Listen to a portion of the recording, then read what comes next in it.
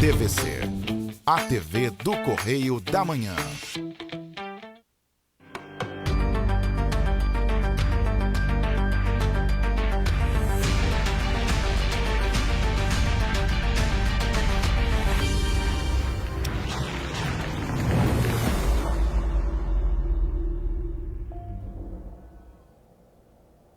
Olá, sejam bem-vindos a mais um programa Abrindo o Jogo.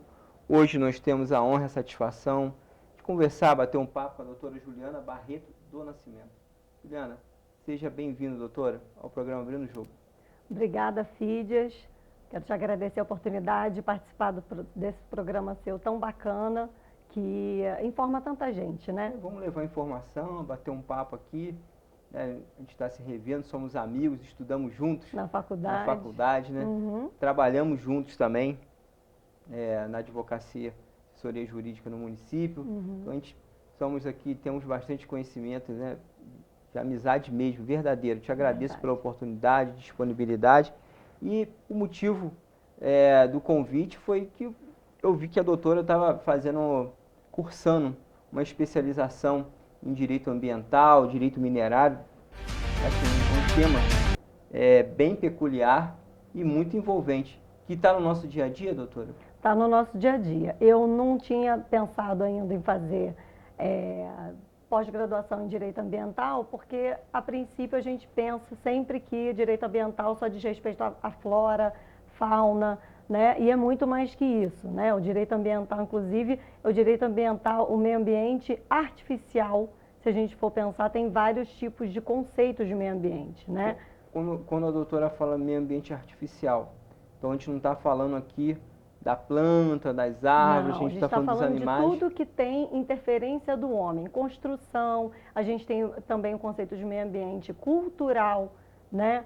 Que a gente trata da diversidade do homem, enquanto assim, vamos dizer, a convivência do homem. O objetivo principal da proteção do meio ambiente é tentar buscar uma convivência, né? Uma coexistência da melhor forma possível do homem com o meio ambiente em geral, natural inclusive. Então essas interações, todas elas têm uma regulamentação. Vamos começar aqui pelo esse meio ambiente que pode ser regulamentado. Uma coisa que é bem comum aqui na nossa cidade, e hoje a gente conversava antes aqui até do programa, essas questões relacionadas às construções. A doutora falava da lupus. O que vem a ser a lupus e como ela influencia no nosso meio ambiente, no nosso dia a dia? A lupus é uma lei, né, de uso e ocupação do solo, né? Ela vem com base no plano diretor e ela nada mais é do que uma orientação de desenvolvimento mesmo da cidade. Então, ela vai determinar quais atividades e que tipo de atividades vão poder acontecer e onde no município, quais os tipos de construção, né? Tentando buscar essa coexistência da melhor forma possível para o desenvolvimento da cidade e proteção do meio ambiente. Então, quais as dicas assim que a doutora passaria, recomendaria, com base na lupus, com base nessas informações, para quem deseja construir? Tem que se informar, né? Tem que primeiro buscar saber na própria lupus, se informar na prefeitura, né? Porque existem vários tipos de autorização, de alvará que você precisa buscar, porque essa coexistência é muito importante, a preservação, né? E hoje a gente vê que tem que todo esse desastre, nós vamos fazer agora... Esses efeitos, né, das chuvas, na verdade não é a chuva que em si que provoca a tragédia. É a ocupação desordenada, né? Mas a gente sempre fala de matéria jornalística, aqui vai uma crítica pra gente, que é da imprensa, geralmente nos jornais é assim, chuva provoca tragédia, chuva provoca, mas na verdade não é a chuva, é o efeito da ocupação. É a ocupação desordenada, né? É a falta de fiscalização. Hoje o maior problema hoje que a proteção do meio ambiente enfrenta de forma geral, inclusive na mineração, é a falta de fiscalização. Falta braço, né? Falta investimento para fiscalizar, porque a gente precisa ter fiscal o suficiente na prefeitura para fiscalizar as obras irregulares que estão acontecendo, né? Então, se a gente não tem braço suficiente, a gente não consegue impedir, a obra fica pronta, as comunidades vão crescendo, as casas vão sendo construídas e nisso um desmatamento desordenado, né? E com isso ocupação desordenada e o desastre que é inevitável, né? A gente aprende nas aulas assim, saindo desse conceito macro aqui de direito ambiental, mas nas aulas nossas de ciências, né? Na feira de ciências, a famosa feira de ciências na escola, que a ausência ali daquela vegetação, ela causa ali, vai causar o deslizamento, a erosão, a erosão, né? É isso. Isso é matéria ali de biologia, né? Não tem jeito, a matéria né? de biologia já tratava disso, né? Com certeza. E a gente pensar a importância da educação para matéria meio ambiente. Importante falar né? de educação. Porque quando a educação, na verdade, é a solução de tudo, sempre, né? Então, se o pai não tem ou não teve acesso a esse nível de informação, para entender que não pode desmatar, que não pode construir em qualquer lugar, jogar lixo, o filho está aprendendo na escola jogar que não lixo pode, em qualquer lugar, né? Que o lixo não pode ser descartado de qualquer forma, não pode ser jogado no rio, né? Não pode ser jogado no bueiro. Até então, chegar num nível de coleta seletiva. É isso. O nosso sonho, né? É o nosso sonho aqui em Petrópolis, que infelizmente deixa muito a desejar. Pois alguns, mas são poucos. Eu até vi uma matéria esses dias, que sobretudo ali na região do Morém, enfim, outras eu não lembro, mas eu moro nas proximidades, a coleta seletiva está regular. Mas são em mas, poucos assim, lugares, são poucos né? bairros, né? Você vê que nem na prefeitura tem, né? Não tem nem... No próprio onde era o exemplo, né? Vamos exatamente. Dizer assim. Nem na sede da prefeitura tem. Então, o nosso sonho é que tenha a coleta seletiva na cidade toda, né? Porque tem um monte de cidade que você não pode descartar o lixo de qualquer forma. O lixo tem que ser separado, orgânico, né, do plástico. Sim. Então, assim, aqui em Petrópolis, nesse quesito, a gente está bem atrasado. Quando a doutora fala em plástico, lembrei aqui daquele episódio das sacolas plásticas, sobretudo de mercado. Sim. Como é que ficou isso?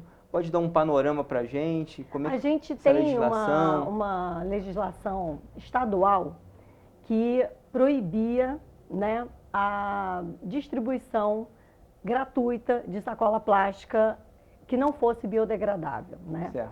E aí a gente teve um projeto de lei, que virou lei em 2021, que derrubou uma lei municipal que cobrava, que instituía a cobrança pela sacola plástica biodegradável. Certo. Qual que é o objetivo da cobrança? Né? Porque as pessoas já pensam logo no direito do consumidor, mais caro, hein? vai ficar mais caro. Fica mais caro.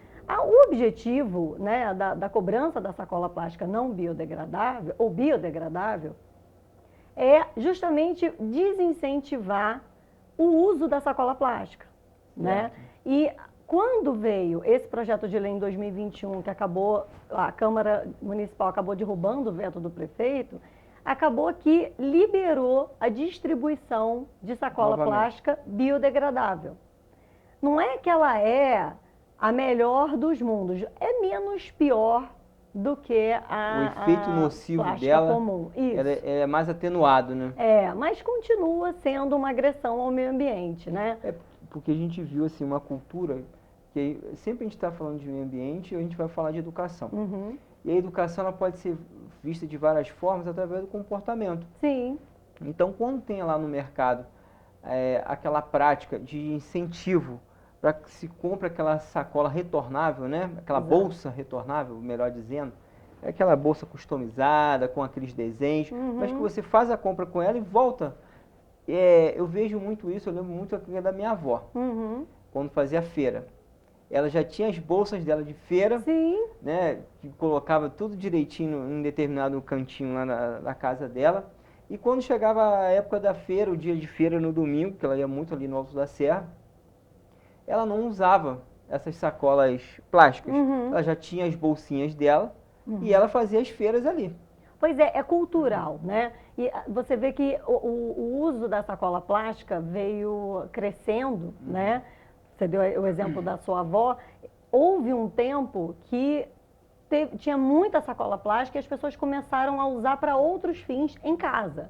Então é saquinho Descarte de lixo, né? Descarte de lixo é comum, né? É comum colocar Comum. o lixinho do banheiro, o lixinho da cozinha. Isso. Então, a gente vai ter que trabalhar exatamente isso, é o comportamento das pessoas, né? Para a gente evitar esse consumo muito alto de plástico, né? Então, quando a gente pensa em shampoo, em produto de limpeza, né? Eu não entendo agora em relação a refrigerante, por exemplo. Teve uma época que se incentivou aquele Retornável de vidro. mas parou. Pois é, assim, a gente... Não sei se não vale a pena para a indústria, Pois alguma é. coisa aconteceu nesse período. Eu entendo da seguinte forma, claro que o diálogo é sempre o melhor caminho, né? A gente tem que buscar sempre conversar, até porque a indústria gera emprego, né? Então, economicamente falando, ela é muito importante. Só que quando a conversa não adianta mais, o Estado tem que fazer o papel dele. Aí que vem o Estado, né? Então, O governo federal, quando a gente fala de Exatamente. Estado, a gente fala de todos os legisladores. De todos os entes, né? É. Então, o que a gente poderia fazer? Por exemplo, se existisse uma forma, né, de ter uma numeração para cada fábrica de refrigerante na embalagem, se a cada embalagem encontrada de forma irregular, a empresa fosse responsabilizada, ainda que não tenha sido ela que tenha descartado, ela ia buscar uma forma, né, retornar, de voltar com o vidro ou disponibilizar locais onde os consumidores pudessem devolver, né, a garrafa PET já utilizada para ela dar um outro fim. Hoje existe tecido feito de garrafa PET, tem N... cooperativas, né? Isso, tem várias coisas que consegue fazer hoje com a garrafa PET e que se for só pela boa vontade do consumidor, vai ver longe de casa. A gente tem um exemplo da coleta seletiva aqui, né? Eu tenho uma amiga que ela anda com o lixo separado no carro, buscando o local onde tem coleta seletiva. Mas nem todo mundo tem esse tempo, essa disponibilidade. Sim, de vez em quando a gente vê, assim, campanhas. Eu já vi campanha da Enel para descarte de pilha. Porque aí vira, óleo. Porque são produtos que podem ser tóxicos, né, para o meio ambiente, mais ainda do que o plástico, né? Então, assim, mas isso também não é muito só boa vontade, né? Porque caso aconteça caso tenha comprovadamente um caso de poluição que consiga ser ligado à empresa, ela vai responder. Então, por isso que ela já começa a destinar. Isso é um assunto importante. A empresa, a pessoa jurídica, ela pode responder criminalmente, administrativamente, civilmente?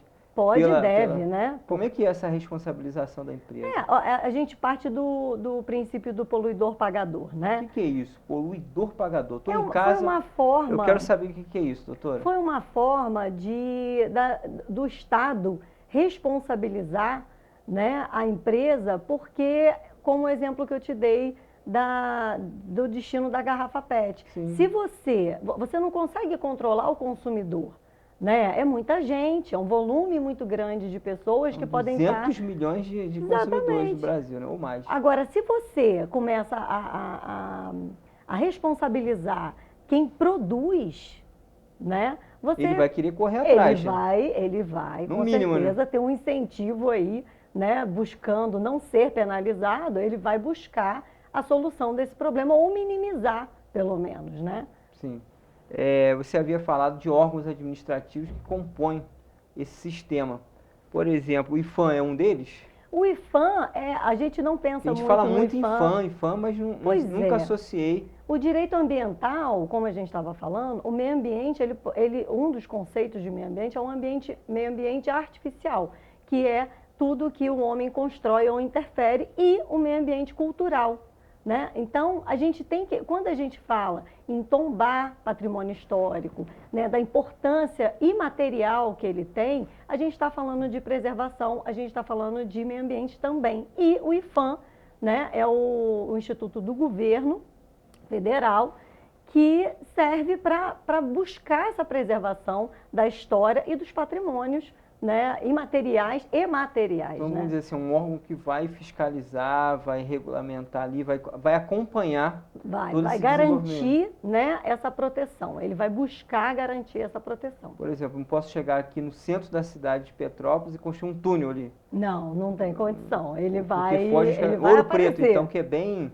característico, né? Chegar lá na cidade de Ouro Preto, fazer viaduto na cidade. Começar não a fazer... pode, porque ele vai buscar preservar toda a história, a história Aquela é um identidade, patrimônio né? imaterial, né? Aquela identidade da cidade, todo ali o comportamento né, patrimonial, como a doutora disse, e também histórico, né? Histórico, Sobretudo que é um histórico. patrimônio imaterial, né?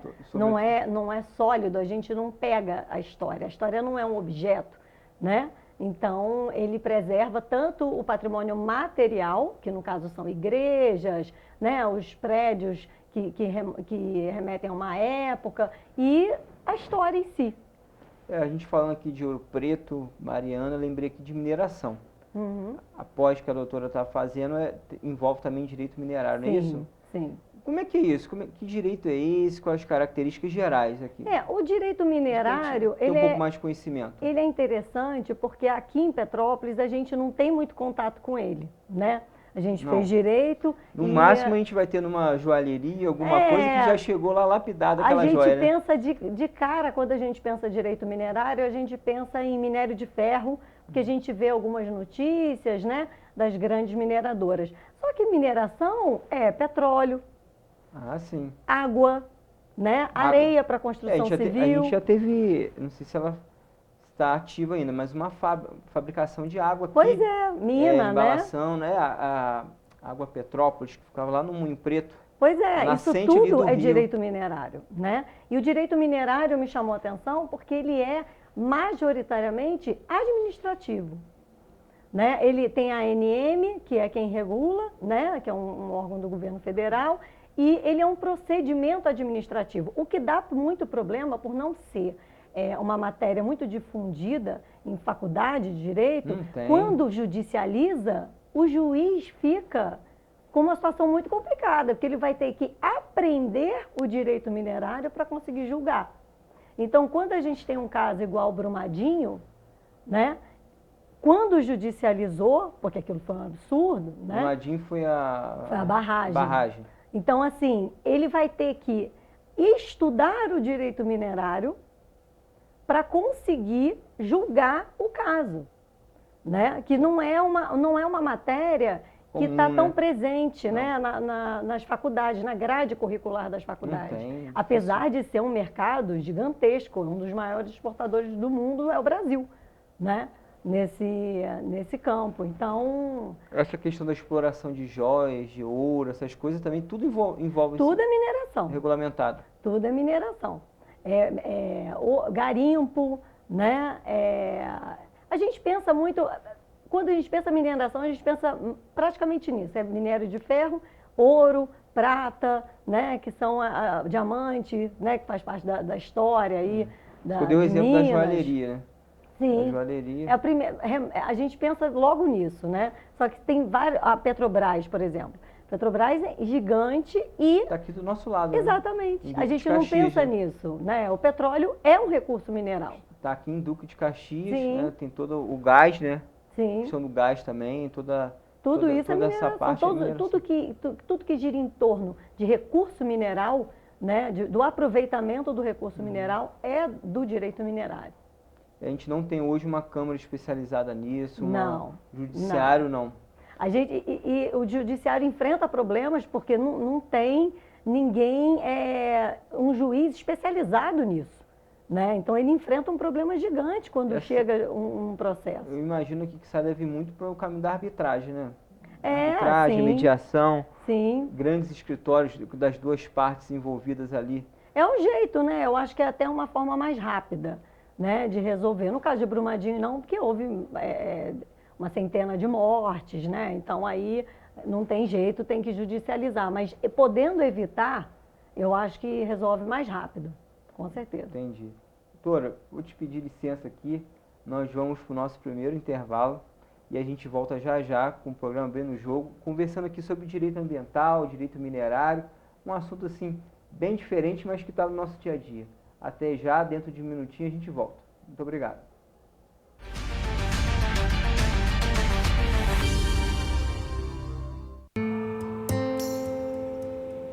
Mulher só sabe pilotar fogão.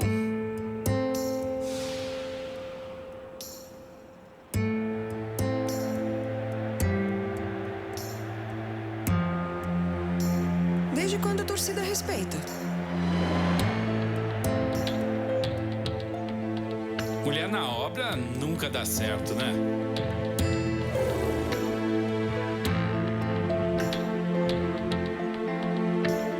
Nenhuma mulher chegou à diretoria. Está na hora de derrubarmos mais um rótulo: a desigualdade na política. Nós já tivemos várias conquistas, mas precisamos ir em frente. Faça você parte das decisões do seu bairro, da sua comunidade, do seu município. Quanto mais participação feminina na política, mais democracia.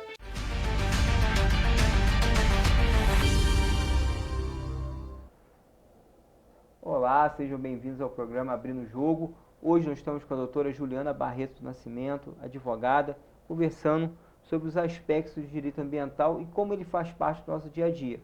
E a gente falava aqui da educação ambiental, a gente falava do direito minerário, a gente falava da questão da água, petróleo, gás, vários exemplos.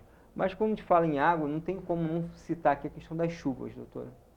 Queria que a senhora também fizesse esse apanhado, sobretudo que a gente está nessa proximidade do dia 15 de fevereiro, né?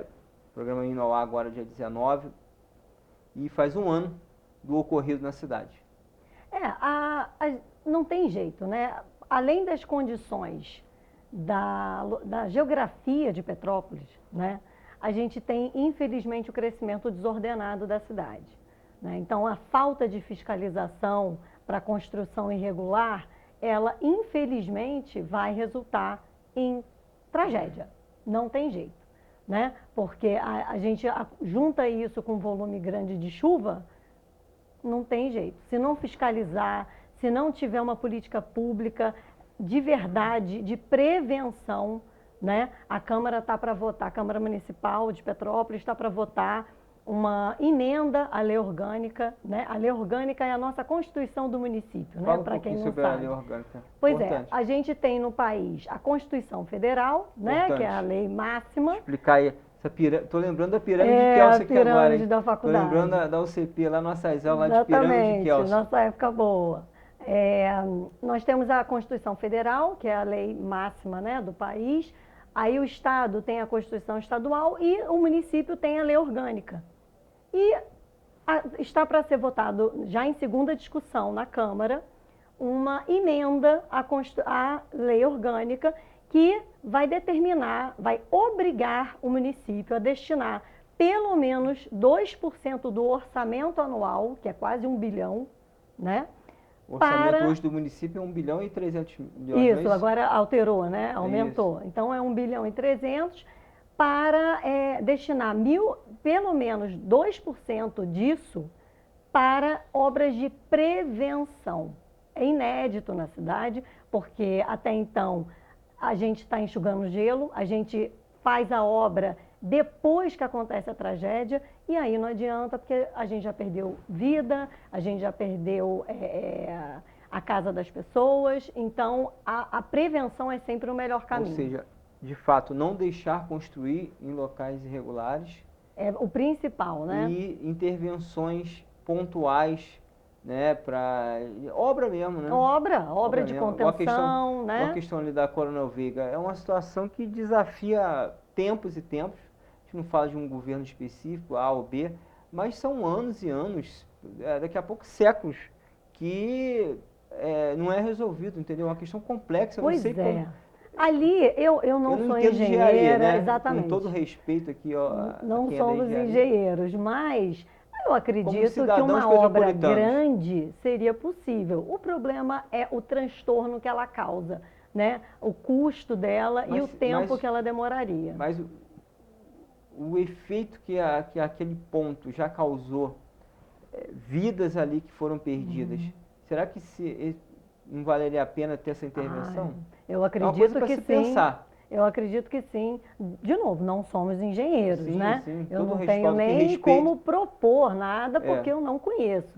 Mas não é Como possível, cidadão, né? né? Exercendo a nossa cidadania, Pois é. como moradores de Em Petrópolis. pleno 2023, Exato. será que com a tecnologia que a gente não tem ninguém que possa pensar um projeto grande a longo prazo? Não tem jeito, porque Claro. ali, né, qualquer obra em casa gera transtorno, imagina, né, fazer ali um túnel extravasor, alguma coisa, eu não sei qual seria a solução. A doutora falou muito bem aqui do túnel extravasor.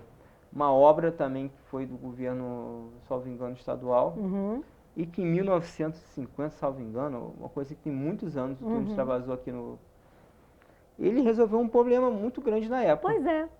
Olha, há quanto tempo ele dá resultado positivo? Sim. Né? Claro que dá transtorno na hora de construir, na hora de executar a obra, mas não tem jeito, a gente precisa resolver esse problema. Algumas intervenções, elas São necessárias, não tem como jeito. evitar, fugir, né? E um outro ponto também, essa questão da habitação. A doutora entende também que é necessário no nosso município? A gente tem um problema em Petrópolis, que é justamente onde construir que não seja segura, né? uma área de risco, né? E o governante, ele tem que ter isso em mente, que o processo, inclusive, para você, não é só construir, como se fosse só, né? Mas não é tão somente a construção de unidades habitacionais. A gente viveu isso no Vicenzo Rivetti. Existe um trabalho de assistência social que tem que ser feito também. Todo né? um acompanhamento, uma Todo adaptação. um acompanhamento, porque tem pessoas, por exemplo, que nunca moraram em prédio. Sim. Morar em prédio é diferente de morar em casa. Você não pode fazer não tem a obra que diferença. você Tem, quiser. sim. Tem muita diferença, né? Em casa, na sua casa, você faz a reforma que você quiser. Em prédio não pode, né? Essa convivência. Todo o regramento, né? Toda a Exatamente. adaptação. Tem que ter esse acompanhamento, até para você, no caso do Vicenzo, que hoje abriga famílias, né, vítimas das chuvas em vários anos. Períodos passados, né? São pessoas que tiveram que ser acompanhadas para morar longe, talvez, dos seus familiares, porque já estavam morando em bairros onde os familiares moravam, agora estão morando, né, longe, né? Então, assim, esse acompanhamento, a habitação, ela é muito mais do que a construção. Queira ou não, faz parte do meio ambiente dela, né? Com certeza, com certeza. Essa parte de adaptação. É tudo, né? Porque essa imagina convivência. mais de 700 unidades. Você tem que ter saneamento, você tem que ter água, né?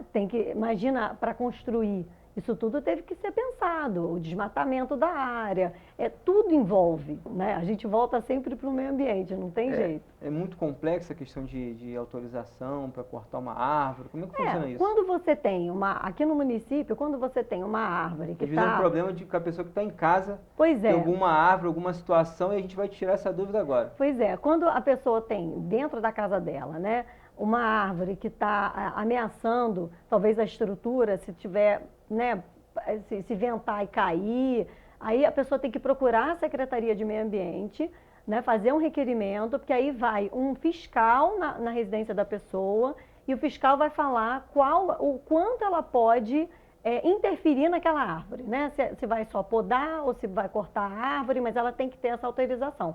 Se ela não tiver essa autorização, é passível de multa, né? E até responder por crime ambiental. Crime ambiental. Então, assim, o primeiro passo é procurar a Secretaria Municipal de Meio Ambiente. Que provavelmente vai realizar uma vistoria e, através desse laudo, vai obter autorização de corte ou não. Isso. Então, esse é o passo a passo. Esse é o passo a passo. Tem que procurar a Secretaria de Meio Ambiente. Da mesma forma, para se construir em área que tenha...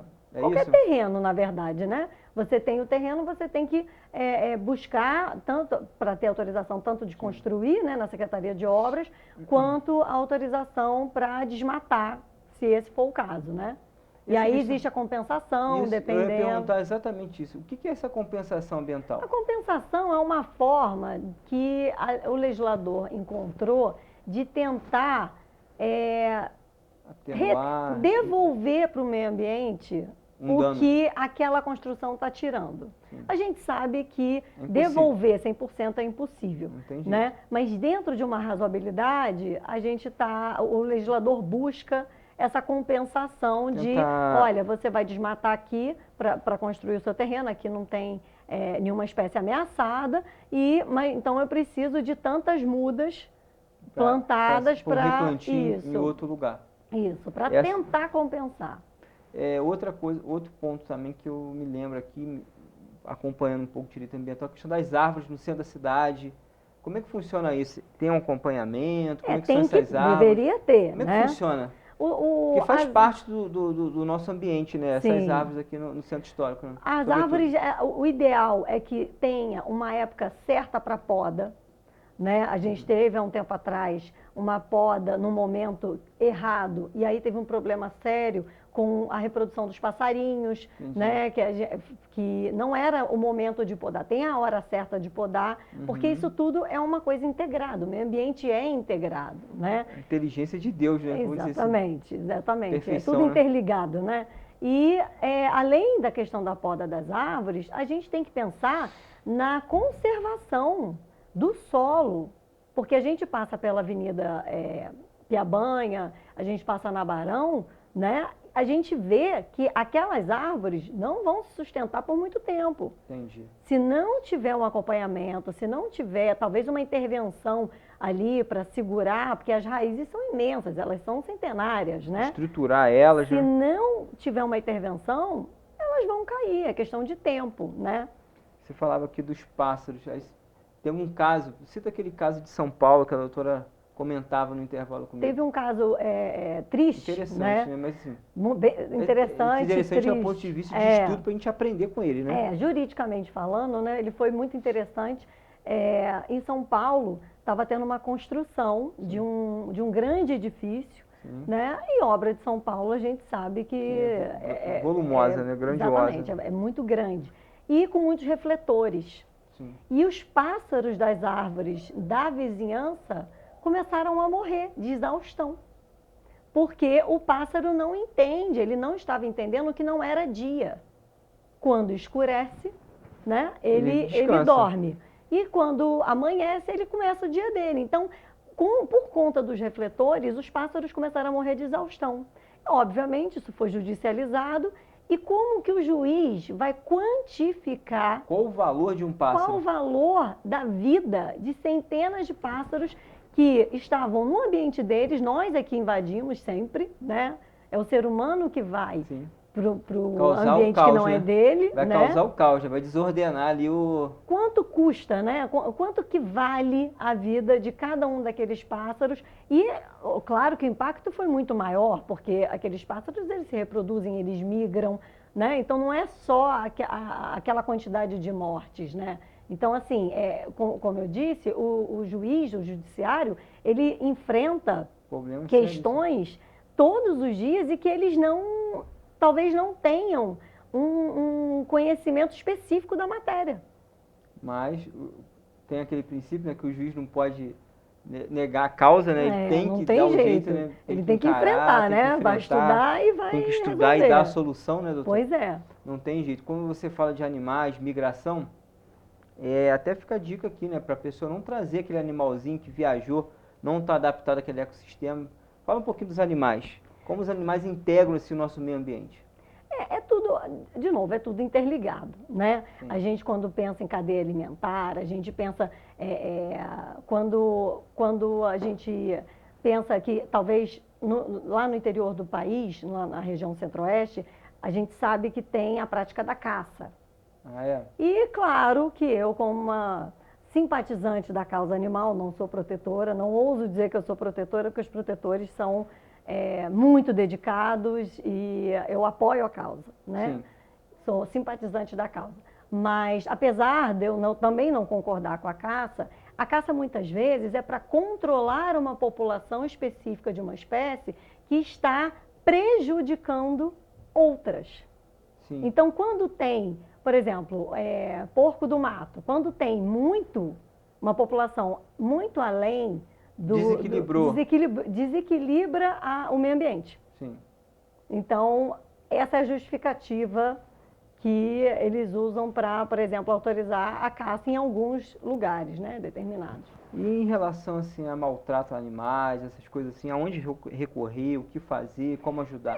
A gente sabe que assim, nós temos as leis federais que prevêem, né, que determinam que maus tratos é dá crime. prisão? Deveria, né? Mas infelizmente você chega para denunciar na delegacia, você não tem a atenção que deveria ter, né? É difícil porque o delegado também cheio Cheio de situações ali. Pois é, não, e assim, você chega e vê que está tendo maus tratos, você tem que recolher o animal, para onde? É outra dificuldade. Né? Outra dificuldade, porque vai fazer o quê? Você vai ter o canil, você vai ter o abrigo, porque os protetores sabem, quem milita na causa, sabe que os abrigos acabam virando depósitos de cães, né? Depósitos de animais que o município, o estado não consegue manter. Então, é muito mais complexo. Pois é, a questão de ser crime os maus tratos, claro, sou super a favor, inibe, né? De novo, a gente volta para a educação, uma vez que você ensina na escola que maltratar é crime, é errado, né? Essa criança leva para casa esses ensinamentos, né?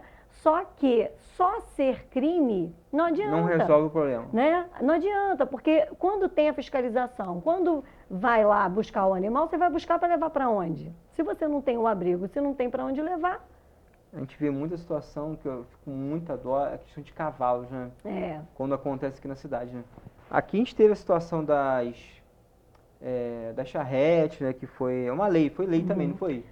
Foi um plebiscito, né? Fala um pouquinho sobre onde foi ouvida a população para saber o que a população queria, o que ela achava.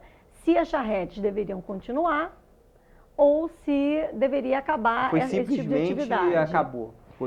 Não foi uma decisão de um governante sozinho, né? Ouviu-se a população, né?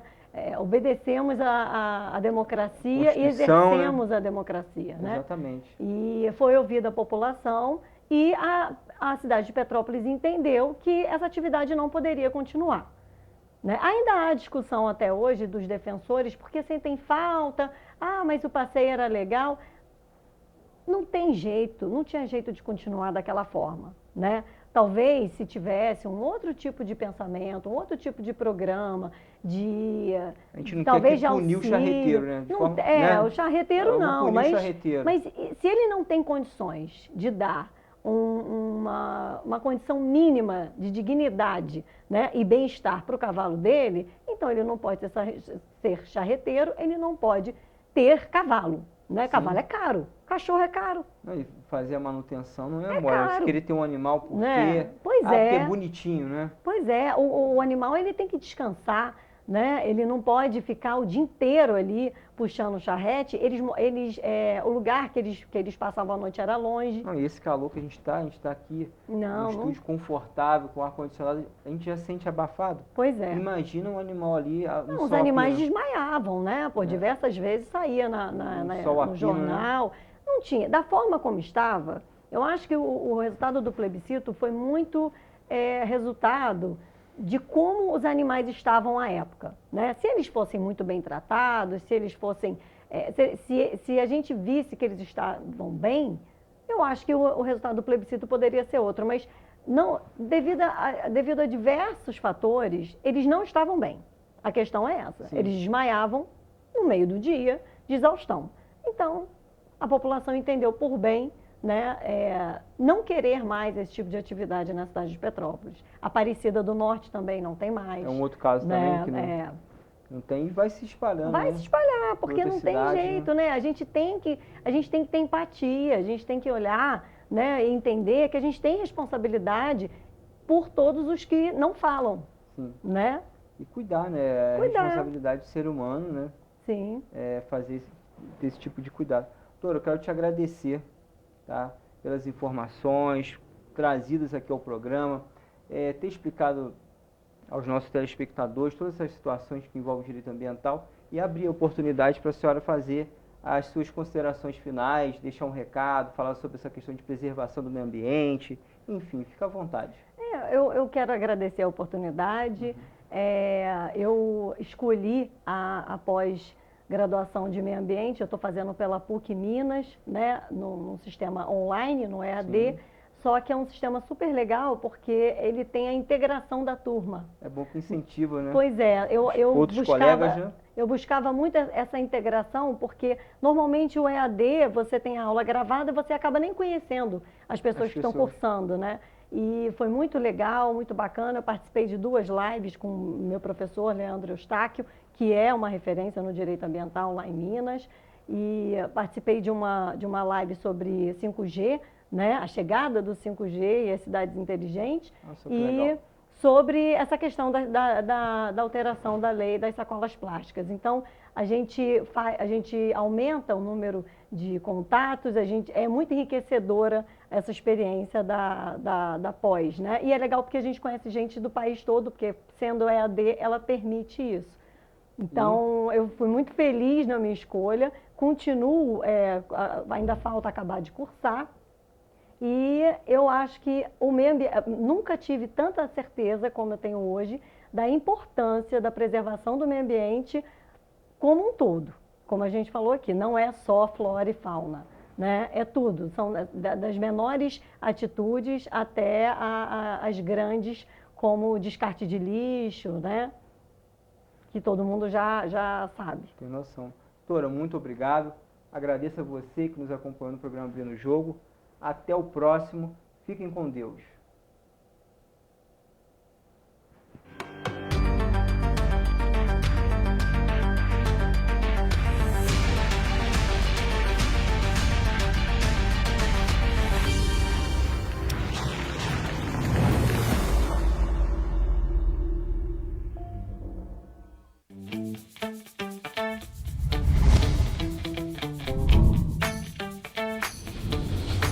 TVC, a TV do Correio da Manhã.